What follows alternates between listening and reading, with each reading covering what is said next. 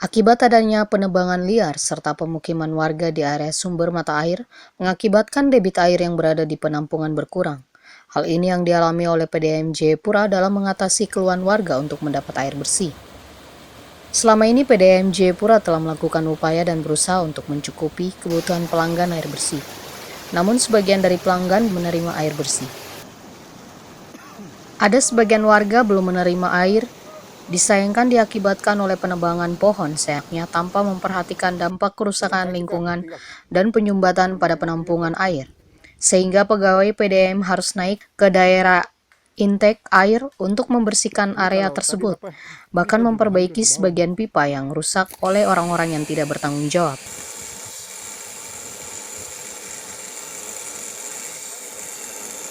Enti Sutisna, Direktur PDAM Jayapura mengakui, meskipun curah hujan turun, namun belum dapat mengisi penampungan bak air yang disebabkan adanya kerusakan lingkungan, bercocok tanam dan membangun rumah warga.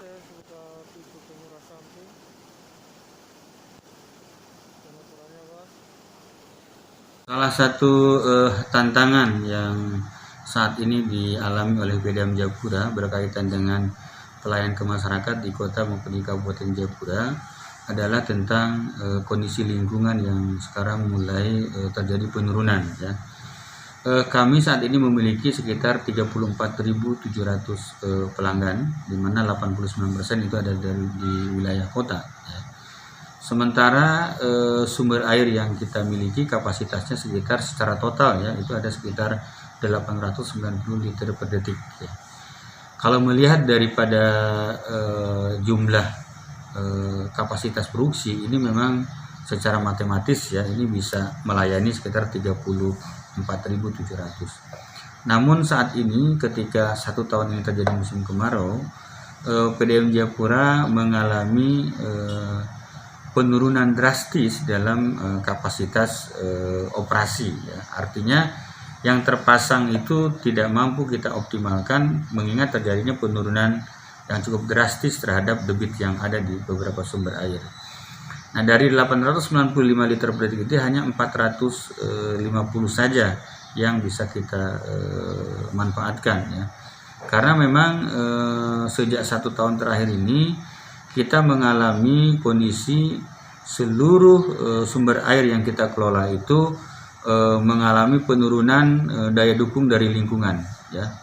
Artinya saat ini kita melihat bahwa banyak masyarakat di area sumber air kita itu ada aktivitas yang tidak terkendali ya, seperti ada penebangan pepohonan ya, kemudian ada aktivitas pembangunan tempat tinggal, kemudian ada orang berladang ya. Ini dampaknya luar biasa ya. Biasanya kalau sebelum kemarau ini ya, saat sebelum kemarau terjadi itu ketika hujan turun 1 atau 2 hari itu kami masih mendapatkan resapan-resapan air ya. Jadi nggak pernah itu ketika hujan misalkan hari ini kemudian bisa untuk 3-4 hari itu masih ada limpasan-limpasan air di area intik ataupun sumber air. Nah kalau sekarang ini agak riskan ya, ketika kita musim kemarau, kemudian ada hujan misalkan muncul 1-2 hari, berikutnya itu kesulitan ya, terjadi penurunan yang cukup drastis. Selain itu juga saya mensinyalir juga ada juga indikasi-indikasi memang kerusakan lingkungan ini oleh aktivitas-aktivitas yang lain yang menyebabkan kualitas air juga turun. Ya. Contoh kemarin ya hasil monitoring saya 2 hari yang lalu turun hujan di kota Jayapura cukup deras ya, cukup deras. Namun implikasinya apa? Implikasinya ternyata air yang masuk ke area sungai itu, yang limpasan-limpasan dari area area hutan, itu air itu keruh ya. Dan tingkat kekeruhan ini nggak biasa, cukup pekat, cukup tinggi. Ya. Dan saya masih nyalir di atas sumber air kita ini ada aktivitas-aktivitas masyarakat yang tidak terkontrol. Ya.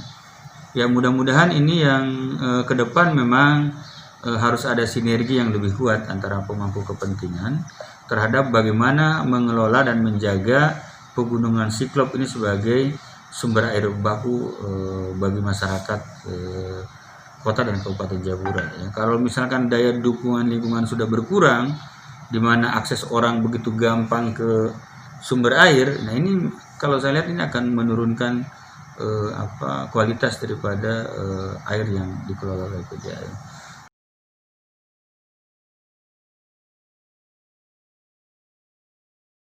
Untuk itu, ia berharap ke depan perlu adanya sinergi yang kuat antara stakeholder, pemerintah dalam mengelola dan menjaga pegunungan Siklop sebagai kebutuhan sumber air bagi Kabupaten Jayapura dan Kota Jayapura. Epen Ketarian Papua Terbit melaporkan.